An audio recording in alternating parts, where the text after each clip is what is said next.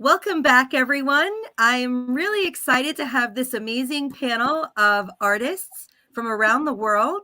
Everyone's going to go around and introduce themselves to us. And why don't you guys tell us your name and tell us where you're coming from and what your involvement is in arts and culture in the 21st century. Oh, Victor, I'll start with you. We'll go around to Victor, Edward, Michael, Ken, and Ezra. Yeah.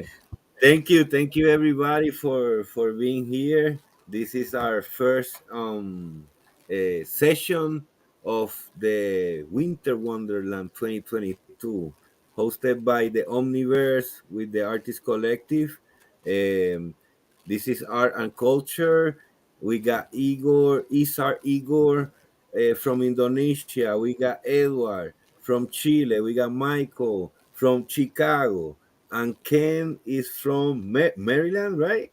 So we're here to explore and to talk about and Charlene in New York. How art and culture is gonna keep moving forward in this digital transformation that we is happening right now. Thank you, Ken. Yeah, no, this is going to be informal or a free fluid conversation where I really just want to understand what you've seen in the past, like the past year, maybe what your major accomplishment is and how that is intertwined with art and culture. Then we can talk about what you're doing today, and then we want to discuss what you see for the future. That's the exciting part. I really appreciate this panel coming together. The Artist Collective, the cultural aspects of the Artist Collective is headed up by Victor, and he's just done an amazing job by bringing people all over the world, literally. Like it's just amazing. And I'm just happy to be here and listen and learn. So thank you, everybody, for being here. I'm next. I'm Michael Hollingsworth. I am located in Chicago, like Victor said. I'm just blessed to be here. I'm actually kind of new to the art scene. I've only been creating art or doing it professionally, I guess, for a year. I sold my first painting in April of 2021. And I went from that to just last week, I had an NFT collaboration with Rolling Stone and Coinbase, me and 11 other artists that were part of the collaboration. So that, along with collaboration with Converse, a project I created called Scary Gary's. I have my own shoes, toys, all of that. So this art world is just a blessing. I'm just happy to be here.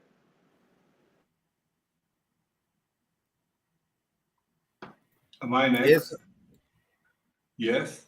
Hi. Go ahead. My name's Edward. I'm living in Chile. I'm originally Argentine. I'm like an Anglo-Argentine. I moved to Chile about 30 years ago. And I've always been dedicated to graphic design, but I've always worked creating art, and basically, I joined the Artist Collective to be able to share my work with a wider audience. Basically, I've done all sorts of work, and I just really love doing it and enjoy doing it. And well, the great thing is to be able to share, because I've always created work basically to feed myself.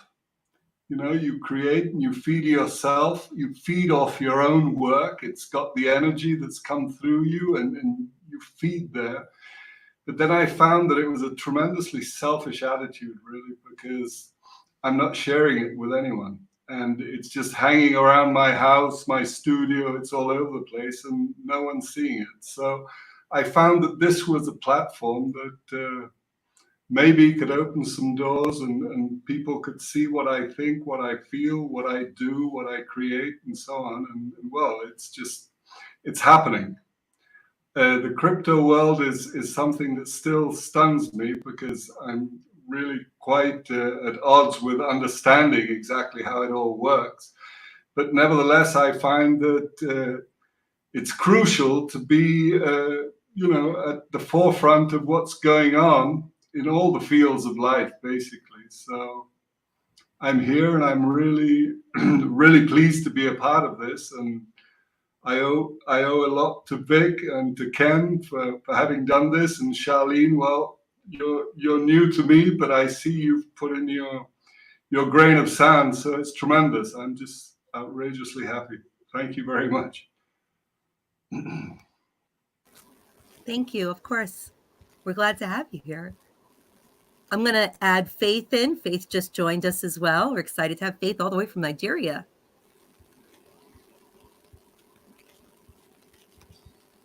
So, is it my turn? Yeah. Okay. Hello, Yes, sir. everybody. Michael, Edward, Victor, Charlene, Ken, and everybody who listen to us all here. My name is Igor. I'm from Indonesia. I'm just a normal human being in real life, but in Web3, I'm a digital artist. I start my journey in NFT. I'm an NFT artist. I'm start my journey in NFT April 2021. Means like 1 years and a half. And I still be here. I'm doing digital painting actually. I do also physical painting, but I never sell it. It's only for me. And okay, my greatest achievement in NFT is one of my work will be featured as the commemorative tickets on NFT NYC 2023 next year. So if you want to see my artwork live, just go to NFT NYC next year in Times Square. So thank you. That's amazing, Igor. That's amazing. We hope to meet you there, right, Michael? We hope to see you there. And my Yeah, house man, is I went my this house year. is burning. My house is burning, and I'm fine. Burning down the house. Now you, Charlene. Oh, okay. Sorry, managing event, people trying to get in. Well, I'm in New York and Long Island specifically. I'm going to be honest with you. Before my venture into Web3, if you would have asked me to go to an art gallery, more than likely, I wouldn't have gone because it just was never a part of my life, a part of my activities that I did. But in getting to meet the artists, I have learned to really fall in love with the art. And I've obviously, I'm right outside of New York, so I've been to a lot of the museums there, but I was never really immersed in the background. And it's been really fascinating. I love it. I feel like each little image or statue, or now the spaces that we're building, they all tell these amazing stories, and it's really a representation of where people have been and what they've seen, and it gives us that little kind of glimpse into their perspective, into their own world. So I'm really glad to have you all here and hear, why you design what you design and create what you create. It's fascinating. Thank you. Awesome. Now we have Faith in here too. Faith is the other half of Aroba Studios. Introduce yourself, Faith.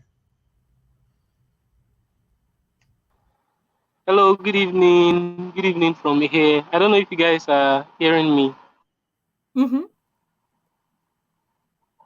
Oh, good evening. My name is Faith Olaseyinde.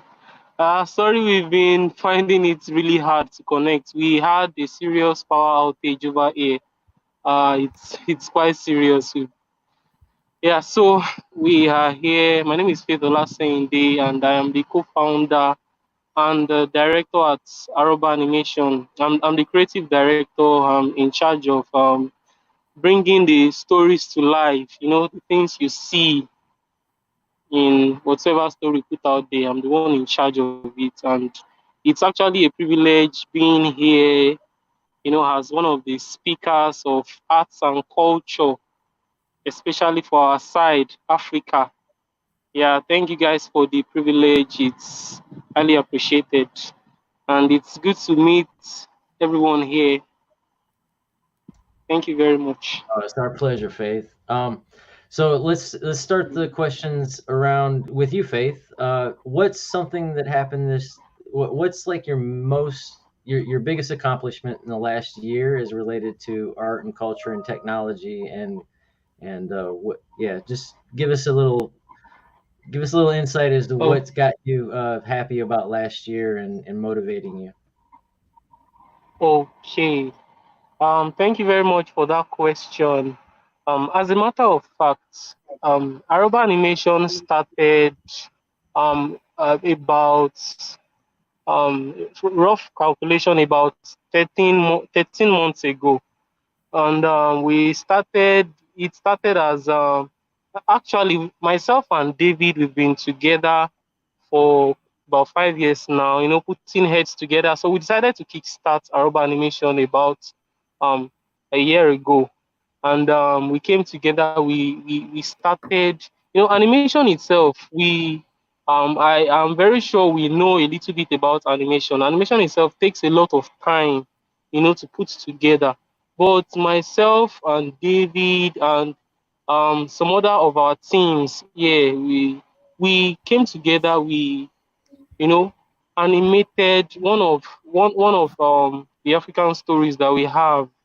The journey was not easy, actually. It was not easy animating, especially with the fact that we do not have the sophisticated gadgets, to bring it to life. But it was not easy, even with the fact that it wasn't easy. It was a challenge.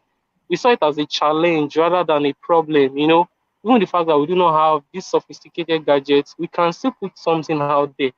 So I would count that as one of the greatest achievements, producing a short film of about 25 minutes long on one of the stories that we have in mind. It's one of the greatest achievements, and not just that, we featured in some festival. It's our first time.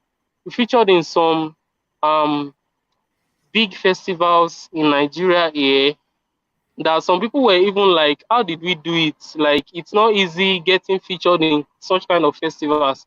Like, they were asking us, how did we do it? And I would just say it is the grace. And so we also featured in some other festivals outside Nigeria. And it's one of the biggest achievements that we have as a company.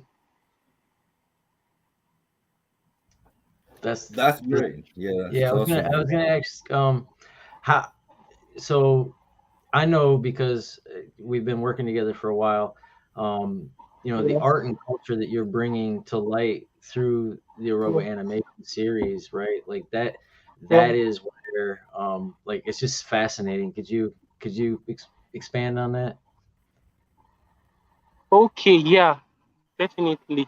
So the whole idea about Aroba animation, the name Aroba itself means folklore in Yoruba language. So the idea is that we realized that most of our cultures here they are beginning to fade as a result of the fact that technology is, advancing in this our side of the world. We are beginning to throw away most of our culture. In fact, as a matter of fact, there are there are some stories that I grew up listening to as a child, the moonlight stories and the like. So the sometimes I remember those times, and it gives me this feeling of wow, there used to be a time like this.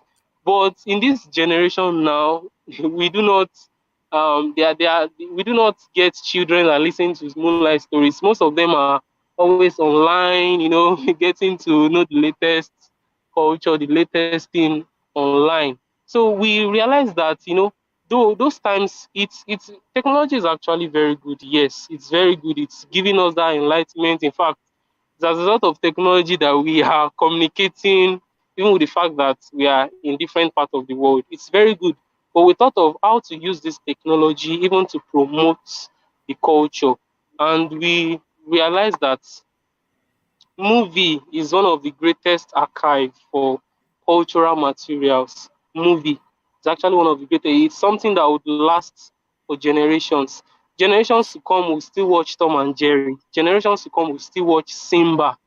All those generations to come will still watch it. So we thought it would be nice to preserve these African stories in form of animations.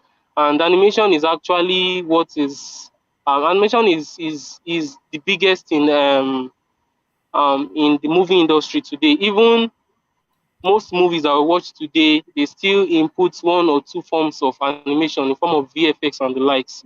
So we thought it would be nice to preserve these stories in animation.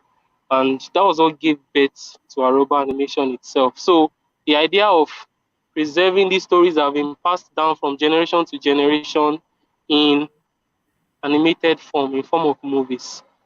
So that's just the idea of Aroba animation. Thank you. That's Yeah, thank you. and David's here David. now. Oh yeah, Yeah. excellent. How are you, David? Thank you so much. I'm fine. A little of your background, your bio. Who are you? Where you're coming from? What do you do? Okay. Yeah, sorry for coming very late. I tried my very possible best, but we had power issues, and I'm the CEO and the co-founder of Aroba Animation, just like my partner said, and I'm from Nigeria.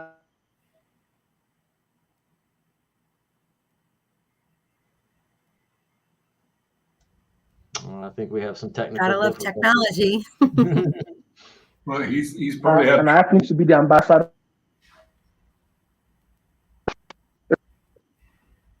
David, perhaps, yeah, do it without video. Maybe you'll have a better Hello. connection.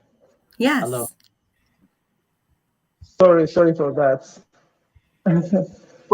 Probably you should switch off your video. It's cracking. Okay.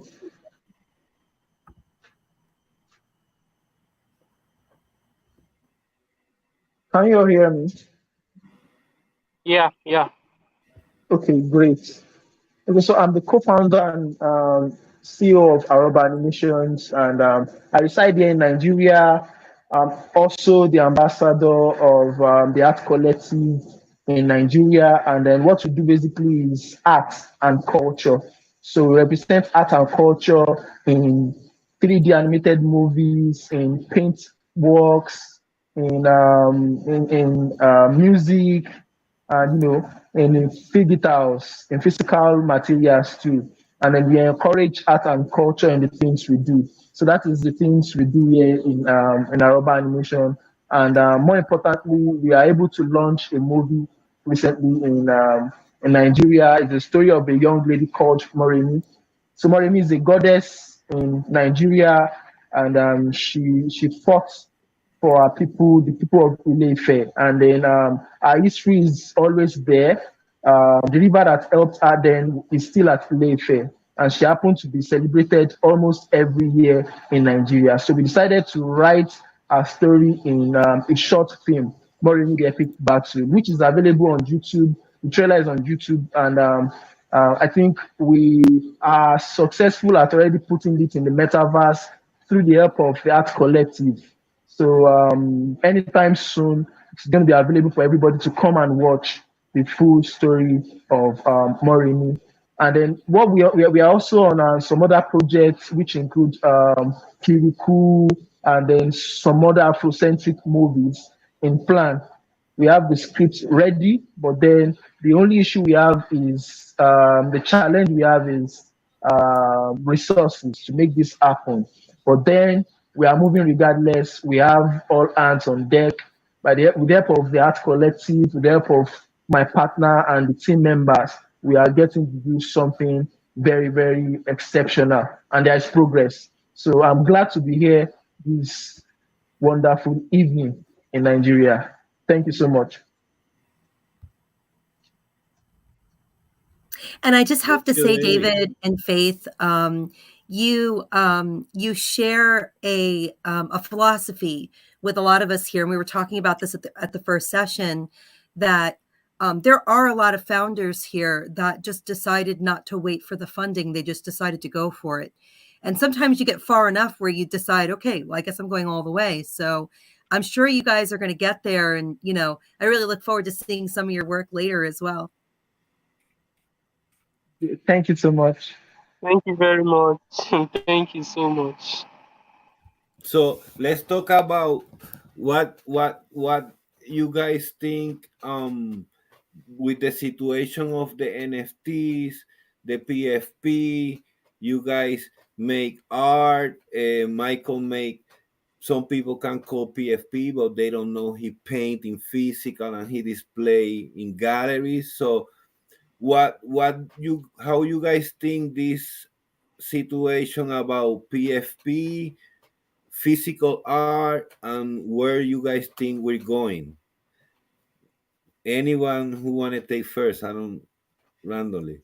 Well, I believe that physical art, in my experience, is crucial because I just love using my hands to do it. And I also like putting the technology into it because it's a lot of fun, technology is, but I still haven't gone beyond Photoshop and Illustrator and all that. I still haven't got into the AI world. I find it interesting and tempting, but I still haven't walked in there. And because I still have this thing with my hands. I just love doing things with my hands, you see, and that kind of, you know, that mental thing, you imagine, you see, you feel, and you bring it through your, it's beautiful. It's a really, really amazing experience.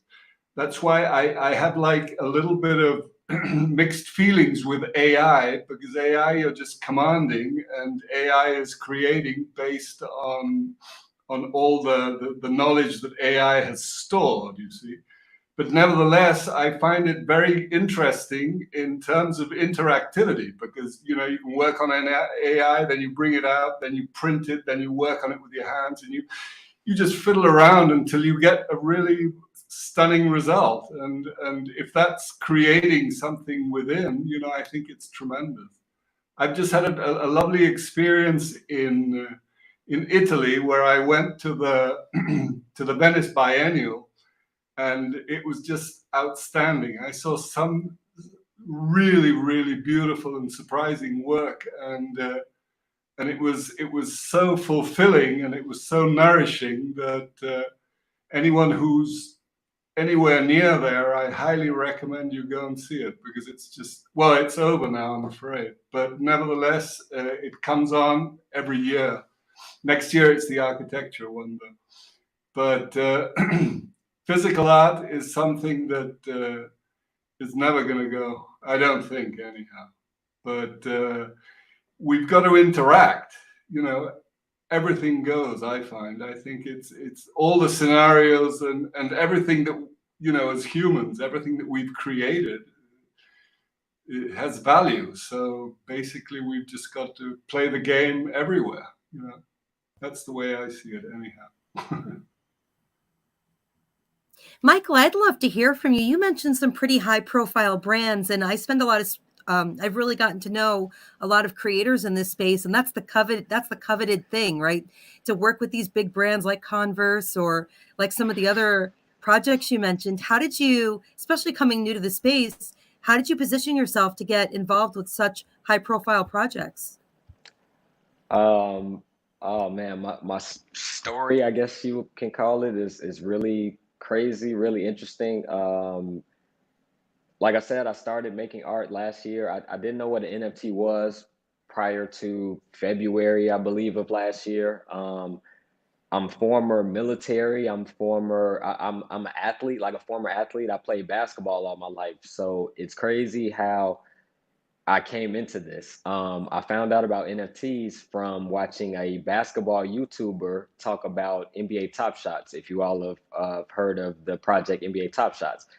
And when I first heard it, honestly thought it was like the dumbest thing I had ever heard. It didn't make sense to me as far as how like a video clip of a basketball player dunking on somebody could be worth anything if you can, you know, watch the video for free on YouTube, whatever the case may be. So I thought it was kind of crazy. So fast forward maybe a month later, I believe, if you all are familiar with Beeple, I don't want to be like throwing too many like NFT names and things out there, but there's an artist named Beeple.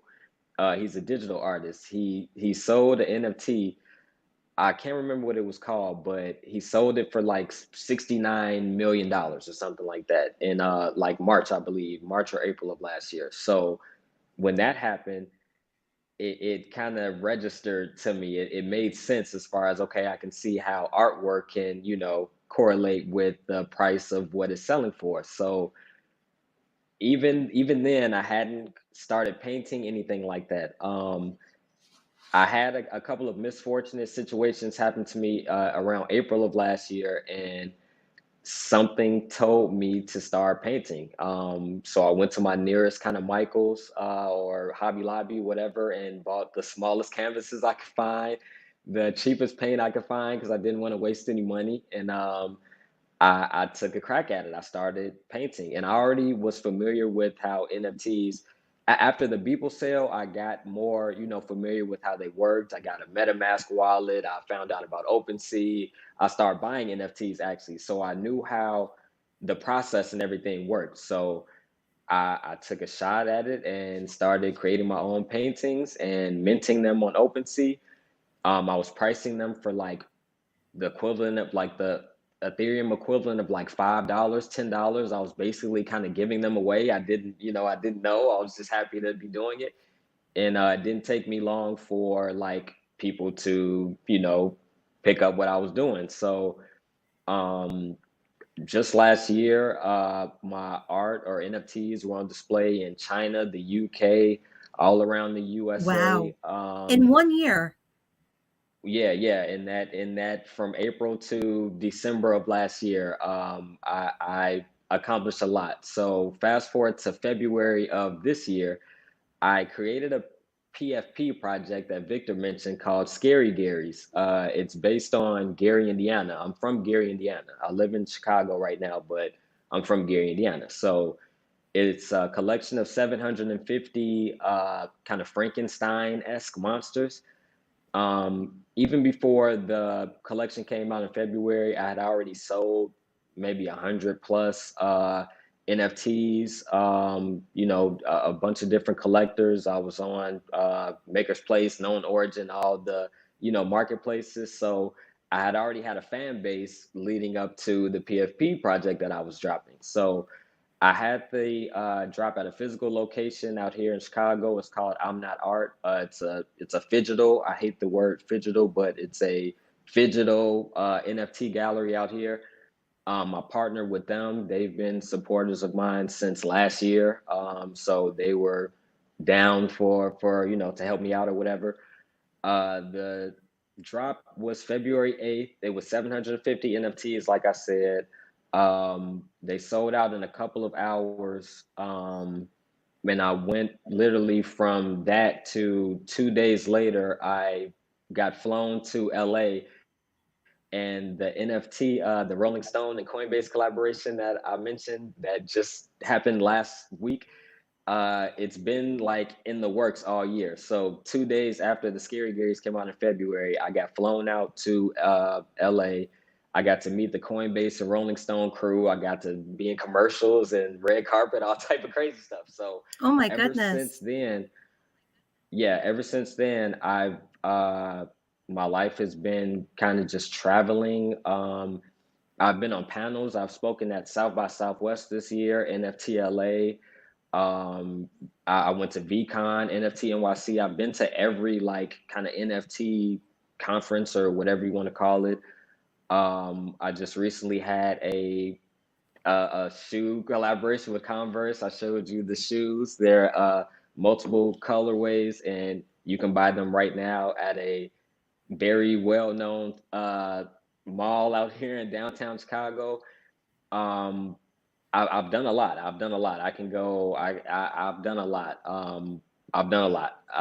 It's Well, just and a your blessing. humble It's just a blessing. beginnings is like very inspirational because I think a lot of people enter this space. I mean, let's face it, COVID, a lot of people were displaced from work and just never went back. And everybody's trying to find a way to monetize freedom, right? It's like, how do I make money without going back to work?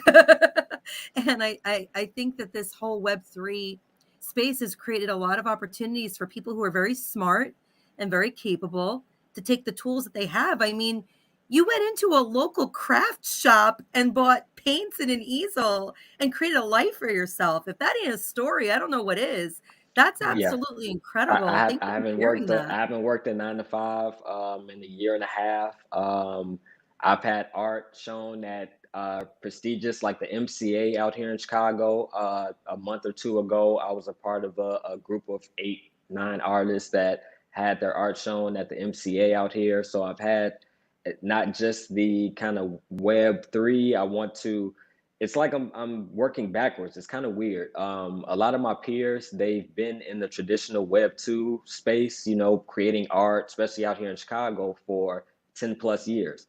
I'm not from Chicago. I actually have only been living out here for about 2, 3 years. I came here from Hawaii. So I'm from Gary, but I was in the military and I lived in Hawaii for a couple of years. Then I came here. So new area, new people. I'm still building my Web 2 kind of traditional. I still haven't had a physical exhibition, but I've sold thousands of NFTs. So it's really mind blowing, kind of me just being here on this panel with you all. And, you know, I want to go back to something that you said, because phygital is a word. And frankly, I think it's the word right now. Now, some people hate it, all right? Some people love it. I love it. And I'll tell you why. And I'm not saying that I'm upset that you hate it. That this is a healthy debate here. But the reason I love it is, and I was just having this conversation with someone earlier today. A lot of my friends are from the optical and optometry industry, and they don't get this at all. They don't understand. Like, they were where you were when you heard NBA Top Shots. They're like, why are you pushing this? Like, what's wrong with you? Stop it. Let it go, girl. Like, seriously. And they said, look, and it was mostly regarding trade shows. They were talking about how physical trade shows need to die for virtual trade shows to take over.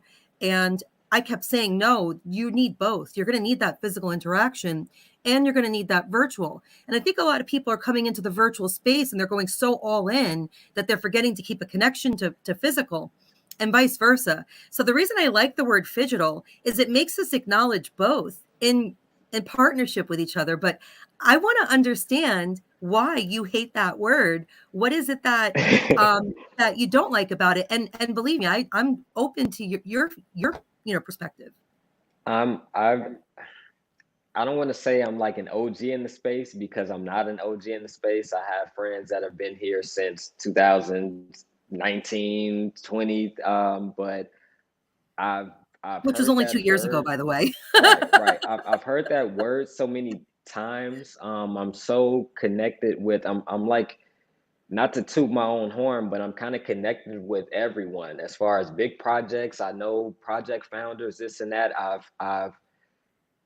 I entered the space because I loved what I was doing, not necessarily to make a dollar. So if you all are familiar with the app Clubhouse, I started off on Clubhouse last year with a group of the Sabets, the Gabe Weisses, the amazing, the Logics, amazing artists that I didn't have like an ego or anything like that. I was just happy to be around these people. So I've been in constant Clubhouse talks, Twitter space. I'm in Twitter spaces every day. I've just heard the word like so many times. That's the only thing. Okay. I think phygital needs to be less about the technology and more about the customer experience. And I think about it almost like souvenirs, right? Like when you go to Disney World and you're in the park and like you have this amazing experience and this amazing memory. And what do? You go into a gift shop and you buy some stupid thing for way too much money. And it means nothing. You use it never in your life, but you never get rid of it because when you look at this thing, it just reminds you like, wow, I remember that memory. And I think the interesting thing is we're creating memories in virtual worlds, right? We're creating memories in all of these new spaces, events, physical and digital. But being able to create a physical takeaway is really important. So you have that object in real life to remember that no matter what you do virtually, you're still here physically. And it gives you that opportunity to get that connection to virtual, because we're doing so much more virtually and digitally than ever before. But I think we still need that kind of connection to our real world, especially just to make sure that we never do. I believe that we should, especially as leaders and kind of founders in this space, we're all here. Supposedly next year is year one of the metaverse. So we kind of are all OGs over here. Let's face it. I mean, what we're doing is going to be the foundation for the future and more people that are going to come and build on these building blocks. But we have a real responsibility to build functional utility where people know just because you're going into a virtual space doesn't mean that you can't stay connected to the real world. So that's kind of why I like that whole idea. Ezra, I know you're coming from Indonesia. It's a whole different culture out there. We're here to talk about art and culture. Talk to us about Indonesia and, how have you seen this space? We're talking about NFTs specifically. Do you feel like NFTs and metaverse are both adopted in Indonesia, or do you feel like there's kind of like a tug of war there? What has been your perspective? Yeah, like I 100% agree with Michael. I believe that the NFTs now is the life changing for a lot of people. It seems here in Indonesia. I come a little bit early than the other artists, NFT artists in Indonesia. Uh, and yeah, that's the way I met Victor as my early, not my first, but my early collectors of NFT. And yeah, the NFT itself, it gives the opportunity to those maybe who never start creating art, that become the artist. But the problem is, too many people only see the success people before. I mean, like the FOMO, you know. Okay, some of my friends are following my pathway to become the NFT artist because see, okay, Igor is earning, so they come. But I think the NFT is not about that. The NFT is about how we create and how we put the value on what we create, something like that. Why I always say that the NFT is like the highway for artists that maybe never earned before from their physical creation. And in NFT, if they can put the value, they can maybe can live from the NFTs they created, something like that. That's why if we talk about the art and culture in 21st century, we cannot separate it. We cannot forget about what happened now, the crypto art, something like that, NFTs. But And we've talked a lot about art, but culture is something really, really important. And obviously culture in respect to Indonesia versus the US, there's some real, unique aspects of both, but there's also this cultural through the decades. Like if you look at culture in the 80s and the 70s and the 60s versus culture today, there's some drastic differences. And what's really interesting is when you see artists coming into this digital space, you see them throwing a lot of nods to these past, bygone times. Why do you think there's such such fascination with, pop culture and stuff like that? Has anyone else observed that? I think there's a race to get the culture into the Web3 space, into the metaverse space, to be the ones to bring the interesting things, because the PFPs, the generated arts, those kind of things, they're novel, they do their thing, but people are really learning to appreciate like what Victor's been building with the African arts NFTs. He gets lots of visitors through his galleries because they want to see that culture. And then he throws in modern cultural things with the NFTs and PFPs, so people see the interconnectedness between what is being produced today and what used to be produced.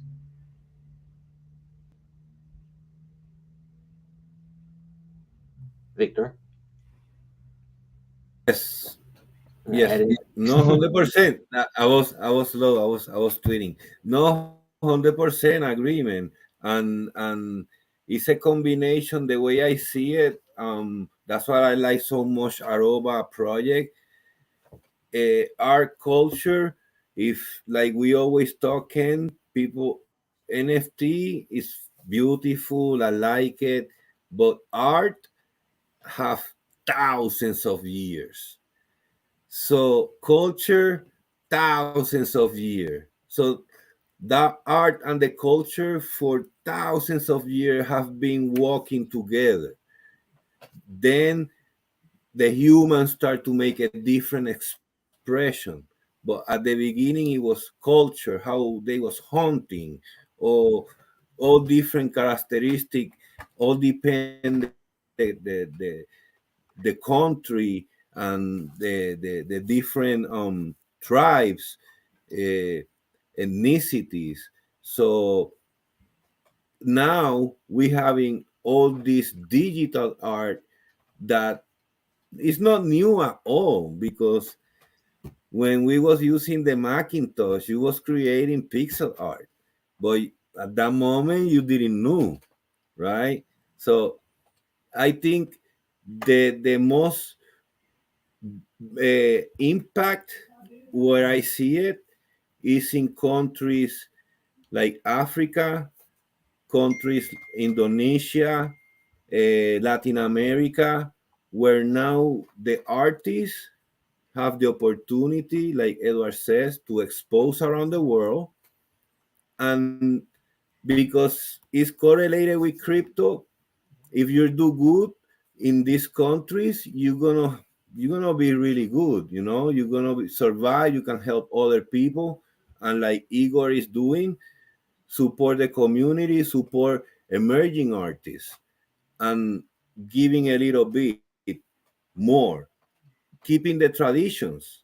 So I think art and culture, it will move forward in the digital transformation, but everybody always want to touch something, want to have something tangible.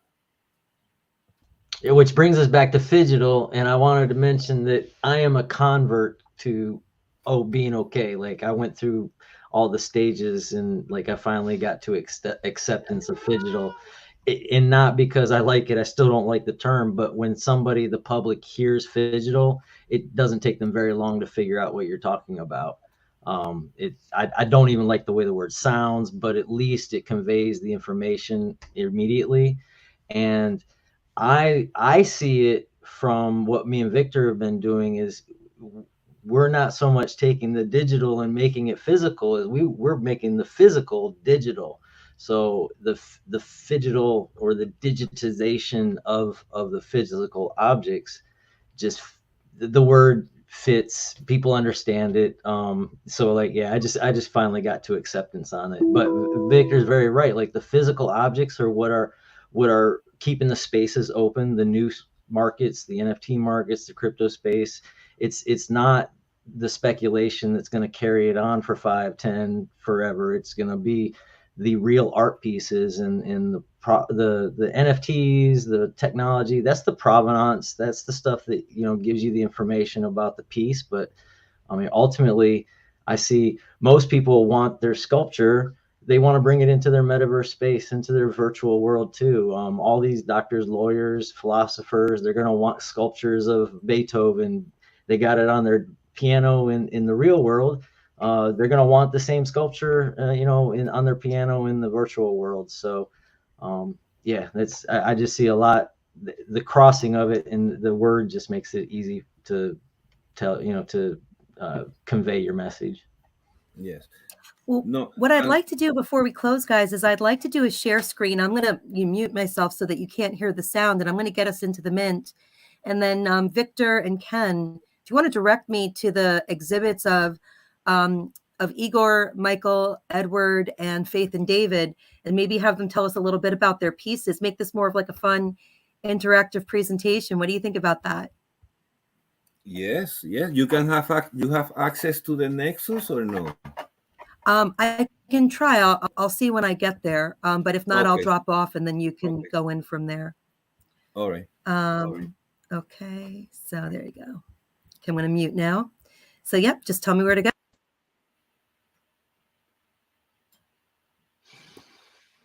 Okay. So we could start in the mint, right? Yeah. Yeah, she's right there. And just a little background from my perspective of the Artist Collective and our artists, we've been building spaces, we've been building galleries, we've been building, and we've been fitting them into spatial right now. And over the last year, we've been looking for a platform like this, and Charlene's just created this beautiful high definition platform that is approachable by small and medium businesses versus, most of the high quality metaverse virtual worlds that are coming right now are low poly to handle multiple players and a lot of to deal with the technology of today. But this is just a premier space. She's like her team's done Yeah. a great job So, of creating so a great. Charlene, go walk to the hall. Yeah, now to the left, to the hallway to the end. Yes. Oop, watch out. Yeah. Now go straight. No, go straight in the hallway. To the left. Yeah. So Igor, you can describe those pieces, man. Stop there. Yeah. Face that one. Igor, you can describe those, man. It's a years ago creation. Such a long time. Okay, actually, the middle one is one of my PFP projects, where maybe it's such a different things with what Michael do with the scary Gary. I made it one per one, but I made it like 100 more, and yeah, it's about the skull. The collection called it's a Dead Club. And that's the middle one, and the left one is I really love Picasso, and I try to do the cubism as my experimental at that moment, and it works. I start to do the cubism from the Tesos, if you know the Hikatnang, years ago, and I met Victor, and like Victor asked me to do like I want one special work for me myself, and okay, I said, what do you want me to do? I have 7 kids and draw them for me. Okay, so that's the left one, and the right one. This is the like the okay. I think you pass No, it go back. screen. Oh, you left to the. She went to the Nexus. She went to. Okay. She lost in Web3. Lost in the metaverse.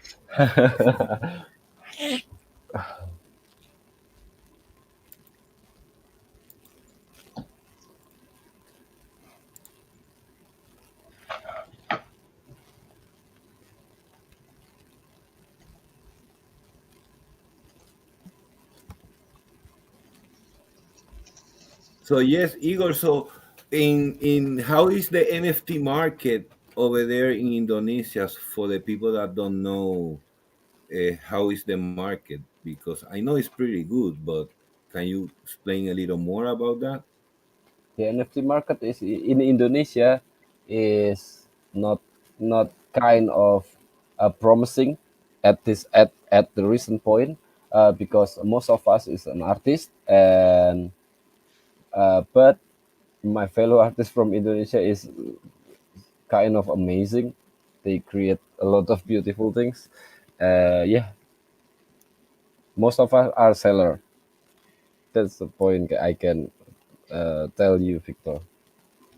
So what is what are the collectors collecting right now? Not necessarily what, like, the one-off market movers, but do you see like a movement in a certain genre or certain a certain kind of PFP or a certain kind of artwork? I think its styles have its own fans, and I believe that each marketplace has its favorite style. Like maybe like I say like in the foundation, if you know foundation, the illustration and the 3D things is the best seller there. And if you see super rare, I think uh, most of them, most artists who have good sales there, they doing like physical and they digitalize it. And in Nifty, I think they are kind of different perspective in Nifty Gateway. If you know Nifty Gateway, usually they find something that other people cannot do. Like they have the unique style, the really unique style, and it works. And in OpenSea, okay, PFP. Right, right. Okay, yeah, that's actually insightful. So I have a question for each of you guys, right? Um, what advice you can give to all these new artists that are emerging into NFT, or even old school artists that are exploring into the NFT? And also, what advice you can give to all the artists that think they are struggling in this last 6 months where crypto market crashed and nobody sell, no nobody, but some artists was not selling, they got frustrated. What kind of advice you guys can give to them? Can I jump? Yes, sir. Okay. Uh, so become the NFT artist. Uh, you are not in NFT, yeah, not in the Web two artist like maybe Edward did. Edward create something, and if someone like it, the utility is Edward itself. But in NFT art, in NFT space, if you create something, you need to put the value. Don't ever do like the cash grabber. I mean like uh, you know what I mean, the cash grabber, and Yes. um, how you can stand still here is that things as the put the value on what you create, something like that, because you play with someone money. Right, right. Mhm. Like you see sometimes at the beginning, right, when you mention some artists, they just jump in the space. Even they was making good art, but when the crypto crash came, they just left the correction alone. They not interacting no more with the collection, with the collector. What do you think is that reason? Yeah, because they don't understand what the Web3 or what the NFT should work, something like that. They just FOMOed by other artists or in their friends. Maybe they see like maybe okay, Igor can earn something. I want to join Igor. I still got sales. They come with okay, maybe their Genesis works well, but after 2 or 3 works, they have no sales. They just quit. Because maybe of they don't understand what they should do in the Web3 things. They forget about the business point on it. Correct, correct, correct.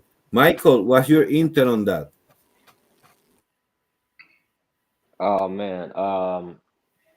To your question, some advice that I would give well, I guess it depends on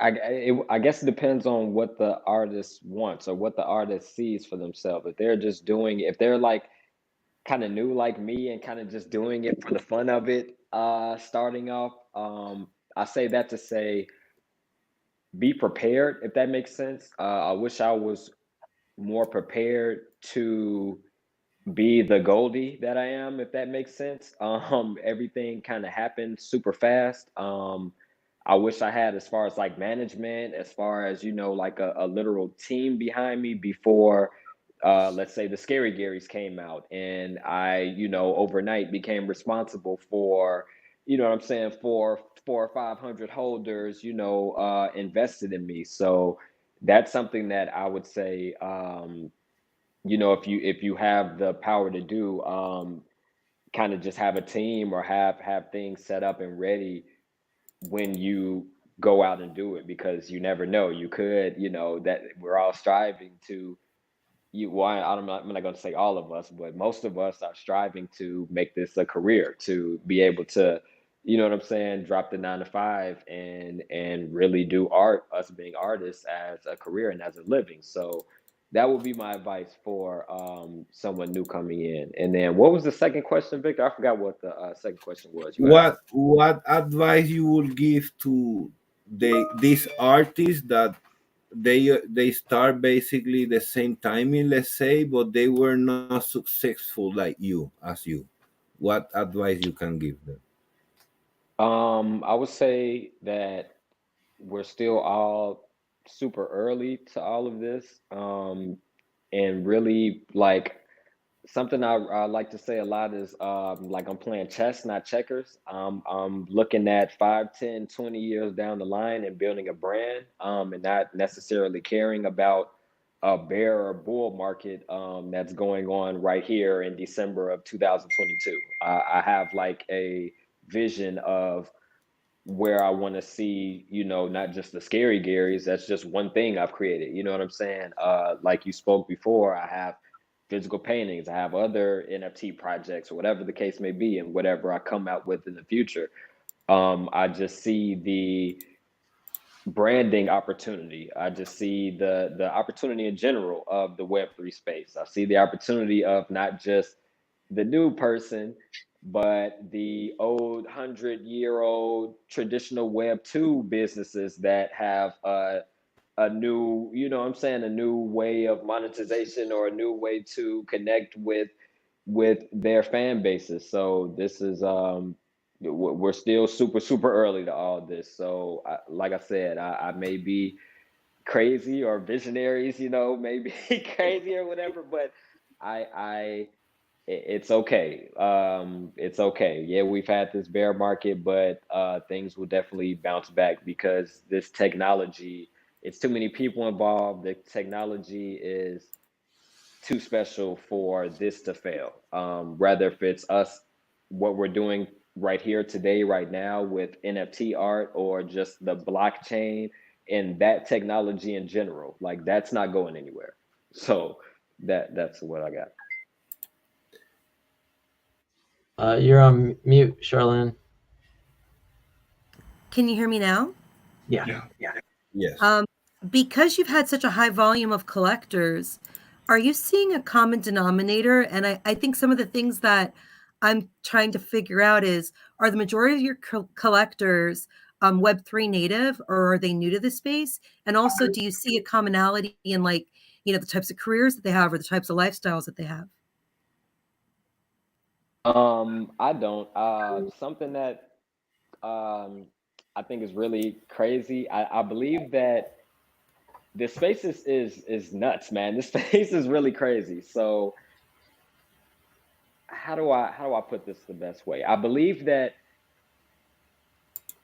a lot of my success from the Scary Garys came from good marketing, hype, whatever the case may be. I mean, good art if people like the art or whatever. But I saw it. Well, I think that it's so much of a, how do I put this? I'm trying to, like, phrase this the best way. Once the bear market came, as far as the collector base, yeah, I still have a strong collector base, but a lot of people, you found out that a lot of people were kind of just in it for the money, and being able to, flip an NFT or whatever the case may be. With me and how many collectors I have a vast range of, I have collectors from all around the world. I have people that work for the Chicago Bulls that have some of my Scary Garys. I have a lot of different collectors. So I haven't found a correlation. It's just because I think I have so many things. I have one of one kind of regular paintings that a traditional, art collector would appreciate, and then I have a PFP project that, people that like PFPs or are into that or whatever collect. So I understand that there's a correlation with that those are sometimes two completely different collector bases and fan bases. So I have kind of the beauty of being, intertwined with both. So I have a vast range of collectors. Awesome, awesome. Do you have like a and if any one of you would like to drop your Discord or your LinkedIn or whatever channel you use to communicate, feel free to do so in the chat. Oh, we have a question here actually from somebody in the audience. What is the biggest pushback you get from fellow artists when you talk to them about tokenizing their art? I guess we can ask that for the whole panel. Yeah. Oh, I think he Victor, got some issues. I'll pass that over to you. Well, right now we tokenizing the art. We're doing some tokenomics on the art from the artist collective. So we working on it. We having a good feedback from the artist because we have to get in touch with the artist before we place the tokenomics. But basically, what we're doing is if I own a piece, let's say Edward is one of the artists. I'm waiting for his okay, but he was in vacation in Argentina, so I was not able to talk to him about it. But let's say if I buy one of the State of Passion from Edward and he give me the rights so I can sell the prints or the posters or any other products. So through Artist Collective, you get the artists from each products. The artists get 30%. The collector that hold the NFT get 30% also, and Artist Collective get another 30%. So that way, the artist he get benefit from each product, same as the collector, and you give that collector that incentive, and that way he will never sell the NFT. He will promote you for free because he want to make those extra bucks. So it's a great ecosystem that when you know how to utilize tokenomics, you can reward your community the best way. And actually, Victor, aren't you and Ken working on a whole system for this within the Artist Collective? Yes, Yeah, Ken, we you have want a to give whole. some details? Yeah, it was for the last year. We've been like watching, learning, doing what we can to see what's good and bad about the NFT slash tokenomics spaces. See who's creating good value and what kind of mechanisms they're using for that. And so we haven't rushed to deliver a tokenomics system. We've been developing it, coding it, getting things ready, and we're getting close. We're getting really close to having a system where we feel like we provide value, and it is not dependent on crypto. The marketplaces, that kind of thing. What I really want to do is mitigate any kind of market fluctuations with the value of the art, right? Like it's got to be extremely disheartening for a collector to buy something at $1,000 and then turn around the next day it's worth $500. It should be in dollar value or at least a real currency value that is, I'm all for crypto. I'm all for it. But until it is recognized as a state currency, we need to maintain that No, as it's our not. store value. It's not You about know, the crypto. It's not about the right, crypto because you can have USDC. It's right, about how many artists will start to take the lead and say, no, my art is in US dollar because my collectors is getting harmed by the crypto market volatility. So that way, if your collector bought the piece for $500, tomorrow is not 250. Tomorrow is still the $500 and more if the community want to keep putting the floor price higher. If somebody need money, I want to sell it cheaper, then paper hands. But the art piece is not getting affected by the crypto market. And I think that's something really, really important. And doing that, you will bring all these traditional collectors. That's the main worry from traditional collectors. Well, for those of you out there in YouTube that are watching, I know a lot of you were coming at me at LinkedIn, DMing me saying thank you so much for sharing the YouTube live link, because a lot of you weren't able to leave, LinkedIn, your native social media platforms, to come into the Omniverse City and be a part of this version of it, which is our kind of bridge to the actual Omniverse City metaverse, which is now integrated with Nexus. We weren't able to show you the walkthrough, and I really did want to have the artists narrate that. So we'll kind of get together and we'll post that on YouTube so that this way you guys can see the artists walking through both the Omniverse City Gallery, which is the Mint, as well as Nexus. Kind of closing remarks. Love to hear from you, Victor, and you, Ken, or any one of you guys on our panel. Thank you for joining us today, and just take us home. Guys, Did you you have want to any? you want to say where they can find your project, how they can reach you, your Twitter, how the collector can get to you guys? Let's start with Michael. Okay. You can find me at Goldie's NFT Art on literally all major socials, Twitter, Facebook, everywhere. Awesome. Do you have anything special coming up right now that you want to highlight? Is there any project we should be on the lookout for? I have a project with Nifty Gateway. I'm working on a curated drop. I'm not sure the exact drop date. It'll be sometime Q1 of, well, probably next month. Pretty much Okay. done with it, but yeah, I would say that. I've had a crazy year. To end with the Rolling Stone and Coinbase collaboration last week, I'm pooped. I'm taking a bit of a break between, like, I guess Christmas time and like a couple, weeks starting next year. Man, this has been a very long year, full of ups and downs. But I'm super excited to be here. I'm super excited to be here, and thank you all for having me. No, thank you. Thank you for accepting the invitation. It's amazing. It's amazing your career, how from maybe trying to experiment, you became successful.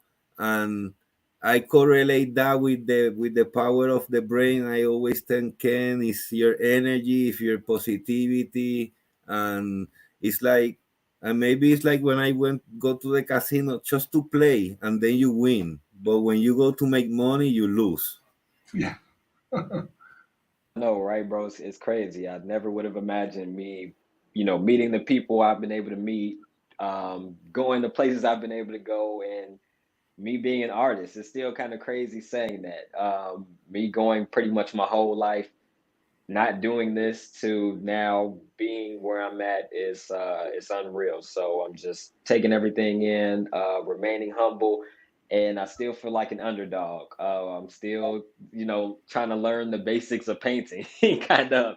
I want to like perfect the craft and the profession that I'm in. So I'm still, yeah, I still feel That's like the underdog. that's not to throw to the AI, but that's how you know when you make art from your heart. Boom.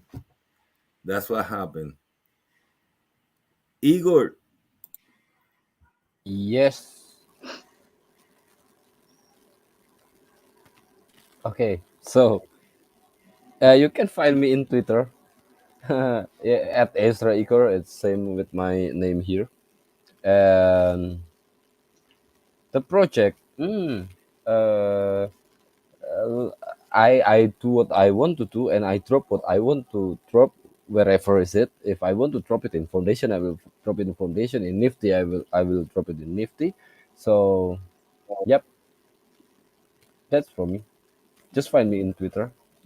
A lot of information about myself there. Thank you. Thank you, thank you. Edward, I'm gonna make you a special question because you're one of the old school artists. You have amazing art, and to be realistic, like you have not been that success like Michael. What advice you can tell to the people there that like you, they not quitting and they keep moving? What's the best you can tell them? Oops, you're gone, Edward. Okay, so let's go with David. David,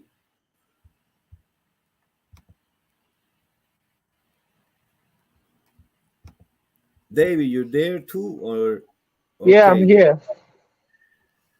Edward, we can hear you, so we can go. We go with Can you hear? David. Can you hear me? Yes. I'm with you. So how they can find you, David? How they can find your project? How people can reach to you? Okay, so we are currently on every social media platform. We are on Instagram. Our website is functioning, which is arobaanimation.com. We are also on LinkedIn. You can trace us on YouTube to check some of our content. We have a funny skits on YouTube. We have the premiere scenes on YouTube. We are also available on Telegram, everywhere on social media. And more importantly, we are there on the metaverse. So you can always check in our special because we have a space with the Art Collective Gallery, and we have a space there. We have a cinema, and very soon I want us to stick together so that you can get to watch our movie because we are ready to show you the current movie we just finished, which is Morimi the Epic Battle. It's going to be very, very lovely, full of surprises. So that is that. So you can get your tickets and invite more people and let us watch movie like families. Thank you so much. And Thank you, David. here, And something I did. Oh, you give me 1 second, Edward. Charlene, something that we didn't talk. David and Faith Aroba, they are giving away one ticket. So go to the Nexus, take a screenshot, post it on LinkedIn, tag Charlene, tag David Aroba, and your wallet address, and you will get your silver ticket for watching Morami the Epic Battle. Thank you, Edward. sorry, but basically, I believe I'm extremely fortunate because my passion for art is also the same as my passion for design, and I have a lot of design work going on. I'm not living off this, but what I'm doing is I'm putting it out there. So I'm just resilient. I let it hang there. It just sits there. And when somebody understands it, or when it gets to somebody, well, I don't know, maybe I get the same reaction that Michael got, and I end up sticking things on T-shirts or sneakers or whatever. But it's there, and basically it's sharing. And eventually, I don't know if it has to be where it has to be. That's all, man. I'm quite resilient. You know, resilience is the word. You just gotta keep there. You know, you never give up. Can you share something over there? I know we was fast in the Omniverse. Can you share something there in your physical that you got? You I think you got the SOP right there in physical. I've got. Oh no, there are no states of passion. I'll get out of the way and I'll move my computer around. That piece is still not being turned into an NFT. And then there's just a lot of work there these aren't NFTs either. They're just physical works that I've done over the years. And there's a lot of design work up there. I do a lot of branding. I do a lot of labeling. And I don't know, here there's a piece. there's a lovely piece here that I did recently, which is called Thou Shalt Forgive Thine Sins. And it's basically forgiving myself for all my mistakes. And I think it's important to be very, very kind to oneself always. But I don't know. I have Thank you. the SOPs are the ones that I'm most interested in, because what's happening is that I'm using typography. I adore typography because, you know, I'm a graphic designer, and it's just, you know, it's part of my nature to love typography. And basically, states of passion are just states that we all go through, and we go through them every day, and they're just very simple, and they're just lined up, and they're very beautiful because everyone can relate to them. So I just trust that they'll work. You can see me on No, it's LinkedIn. beautiful. You can see me on Twitter at Edward H. Pearson. I'm on Instagram. I don't know, all the traditional networks and so on. Anyhow, that's more or less what it's about. I'm sorry that I didn't have a state of passion here to show you, but they're there in your gallery. You can go there and see No, I'm gonna share. Yes, I'm gonna share some screenshots from the mint. We got you did a collaboration with Sabet. That's right. It was that's really right. It's really nice. That's And right. then we got the other two. And Thank you, Edward. I see you. The other thing that's really interesting about the states of passion is that it uses that fabulous F word that is just totally recurrent in the language constantly. It comes up every 2 seconds in everyone's life. And, you know, it's so passionate, really, because there's nothing more descriptive than the F word. You know? and it takes straight into passion, you know. Come on, give me a break. It's brilliant. Anyhow. Well, thank you guys all for joining us. And this is a lot of fun. We'll be here tomorrow and Sunday. We've got a lot of other great contributors coming. We'll be ending now, but a couple of us will be floating around in the lounge if you have any questions. And we'll see you guys tomorrow. Thank you, Victor and Ken. Any last words? Oh, this is just wonderful. Thank you so much. Yeah, everything about it's been great. No, thank you, everybody. Wonderful. Thank you, everybody. Thank you to the audience. You've been great. We'll see you guys soon. Thank you. I'm sharing Edward's. LFG, walk me. Have a good day. LFG. That's right. All right, Igor. Yes. Bye, Michael. Bye. Everybody.